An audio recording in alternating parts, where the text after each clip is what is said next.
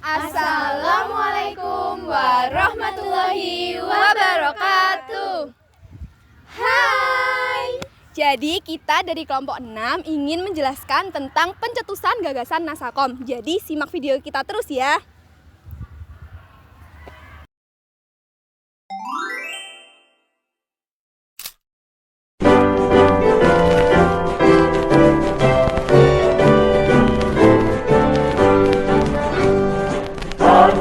Tinju kita satu perut bersatu bulan semangat kita. Ayo terus maju, Nasakom bersatu, singkirkan kepala batu. Nasakom satu, sinipan sosialisme pasti jaya.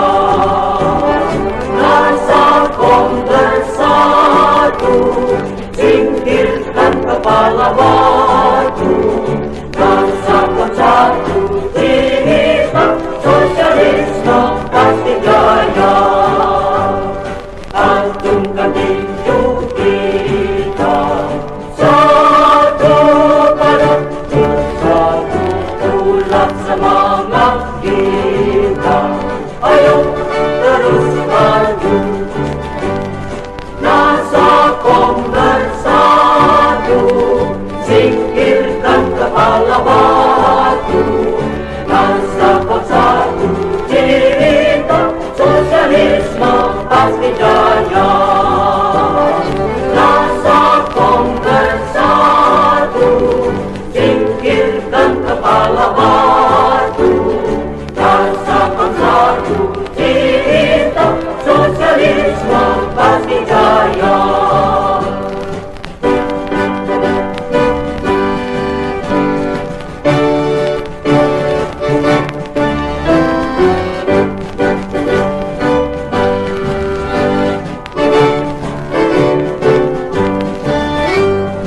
Nasakom bersatu, singkirkan kepala batu. Nasakom satu, cinta sosialisme pasti jaya. Nasakom bersatu, singkirkan kepala batu. Nasakom satu, cinta sosialisme pasti jaya. Nasakom, nasionalisme, agama, dan komunis adalah konsep politik yang dicetuskan oleh Presiden Soekarno. Konsep ini berlaku di Indonesia dari tahun 1959, masa demokrasi terpimpin, hingga Orde Baru tahun 1966. Gagasan Soekarno mengenai Nasakom ini merupakan upaya untuk menyatukan berbagai ideologi politik. Nasakom berusaha untuk menyatukan gagasan nasionalisme, agamis, dan komunis yang pada saat itu memiliki kekuasaan terbesar dalam perpolitikan di Indonesia. Setelah kemerdekaan, Indonesia mengalami masa demokrasi liberal yang penuh kekacauan politik. Kabinet sering berganti, partai-partai saling bertentangan, dan tidak ada kestabilan untuk membangun negara. Presiden Soekarno merasa sistem itu tidak cocok untuk bangsa Indonesia yang seharusnya menjunjung gotong royong. Maka, ia menggagas ide Nasakom, singkatan dari nasionalisme, agama, dan komunis, sebagai upaya menyatukan kekuatan besar yang saling bersaing saat itu, nasionalis, Islam, dan komunis. Soekarno ingin menciptakan persatuan dengan melibatkan semua golongan demi kestabilan politik. Dia juga khawatir konflik dalam negeri akan dimanfaatkan oleh pihak asing. Dengan Nasakom, Soekarno berharap Indonesia bisa menjadi kuat dan mandiri tanpa harus memilih satu ideologi yang memusuhi yang lain.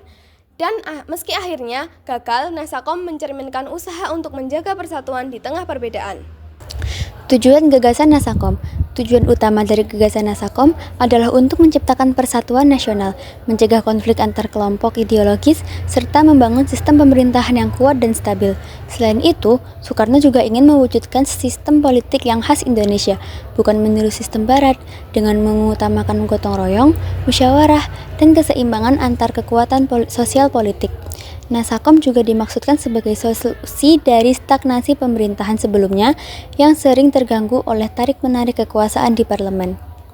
Selanjutnya, ada pelaksanaan dan penugasan bentuk Nasakom. gagasan Nasakom tidak hanya bersifat wacana, melainkan diimplementasikan langsung dan dalam struktur pemerintahan. Soekarno membentuk kabinet kerja yang mencakup perwakilan dari unsur nasionalis atau PNI, agamis atau NU, dan komunis atau PKI. Di parlemen dibentuk DPR-GR atau Dewan Perwakilan Rakyat Gotong Royong, yang anggota-anggotanya ditunjuk langsung oleh presiden agar mewakili semangat Nasakom. Dalam bidang kebudayaan dibentuk lembaga seperti Lekra atau Lembaga Kebudayaan Rakyat untuk menyebarkan nilai-nilai Nasakom melalui seni dan sastra. Tokoh-tokoh terkait Nasakom. Tokoh utama dalam gagasan Nasakom adalah Insinyur Soekarno sebagai penggagas dan pelaksana utama. Tokoh komunis seperti D.N. Aidit dari PKI menjadi salah satu pelaksana ide Nasakom dalam politik praktis. Dari kalangan agamis, beberapa tokoh NU mendukung ide ini pada awalnya. Tokoh nasionalis seperti Muhammad Yamin juga berperan penting dalam mendukung gagasan persatuan lintas ideologi tersebut. Contoh kebijakan bernuansa Nasakom. Beberapa kebijakan penting yang mencerminkan semangat Nasakom antara lain sebagai berikut. 1. Pembentukan Front Nasional sebagai wadah persatuan politik. 2. Penetapan Manipol Usdek sebagai haluan negara.